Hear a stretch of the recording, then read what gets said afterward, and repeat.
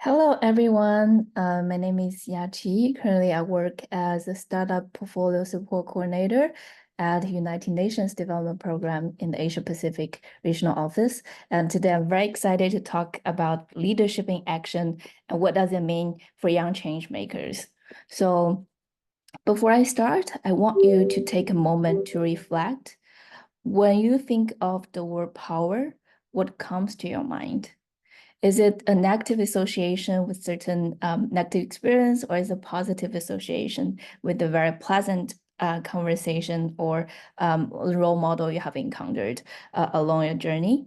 And I really like to quote from Harvard professor Julia Bettina.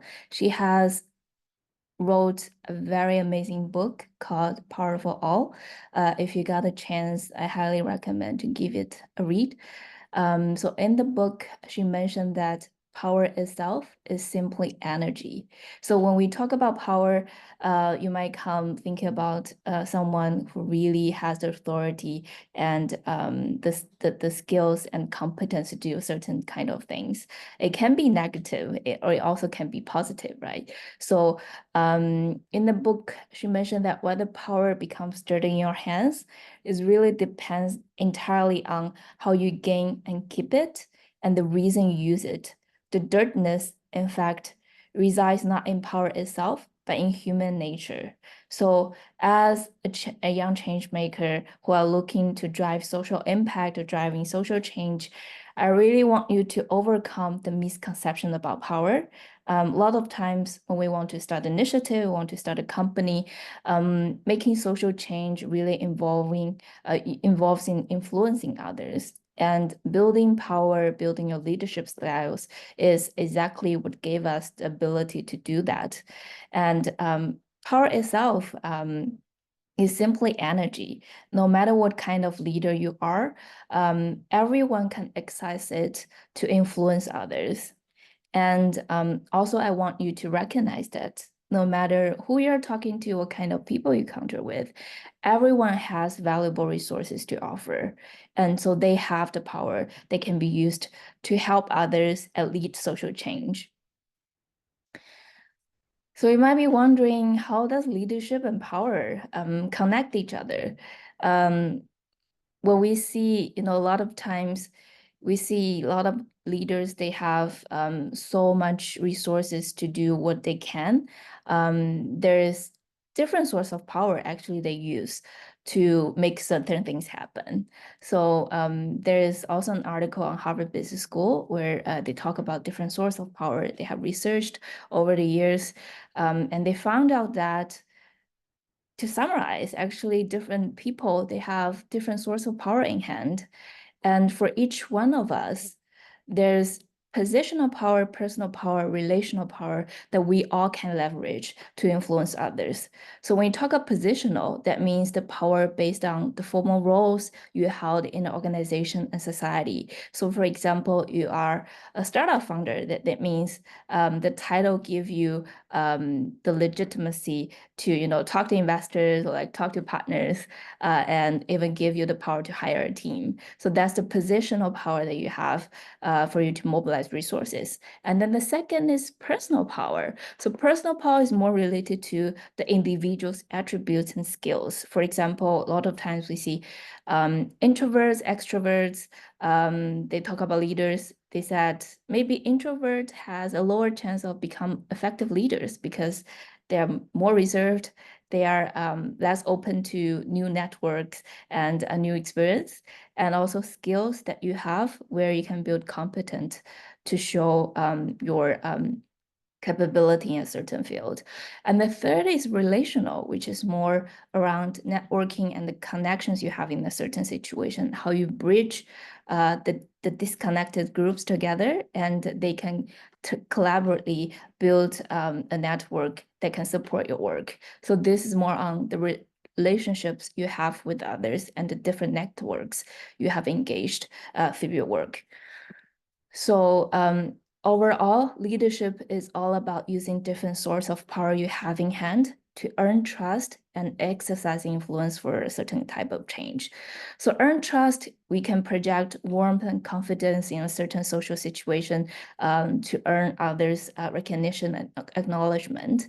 And exercise influence, which is actually a very big topic itself, which I want to talk more about today. So there's a framework, a model, which we call it the situational influence model. It builds on the assumption that in any kind of situation, there are different layers when we're trying to influence other in someone's behavior. So the three layers are energy, style, and behavior. So energy means the positional or personal relational power you bear on any situation. And the style is the cultural or climate created by the behaviors. It can be created in a team or the cultural climate created in an organization. And then behavior is more about what you actually say and what you actually do in that situation. So these three layers combine, it influence the outcome of a situation or a conversation. So what's more, so the three type of energy, we call it push, pull, and move away. So when you're trying to push, you're trying to persuade someone. And pull style is more about how you trying to understand others' perspective, and then you work together to create a certain outcome. And move away is about you disengaged from the conversation temporarily or permanently to influence the outcome of that situation. So for us, if you want to become effective leaders, each styles will be more or less effective, depends on the situation we are trying to influence. So more on the different types of energy. So when you're trying to push, the outcome will be maybe the other party is convinced by your logic and evidence, and you and the other party finally agree on a certain settlement. So this is the time when you try to persuade someone, you try to ascertain a certain fact, which we see extrovert is actually very good at doing that. And then the pull style is more about bridging, attracting the other person. So the other party is involved and engaged. Or when you try to state your vision and mission, you try to get someone on board to find a common ground to work together. So the target is aligned, excited, and committed to the work that you're doing. So we see, we used to run this workshop with a lot of young people, and we find out actually introverts are more good at pulling others towards themselves. And the last type of energy is moving away. Like Priscilla mentioned, it can be disengaged temporarily or permanently, where you might end up let the situation cool down and you re-engage with the other party after by picking up the conversation, or you just stay away from the other person completely by stopping listening, engaging, or responding. So it usually has a negative impact on the other party. So this is a very simple framework to help us to understand, beyond the different type of resources we have in hand, no matter what kind of personality you have, what kind of skills you have, you all have the capability to exercise influence. Depends on the situation itself. You can, pull others towards you. You can push your agenda towards the other person.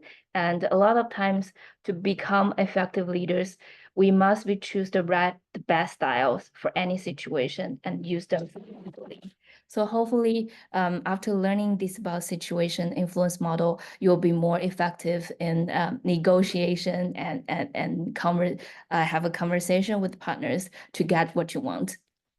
So this is a very quick crash course on leadership, and I believe that there are more topics that we can talk about.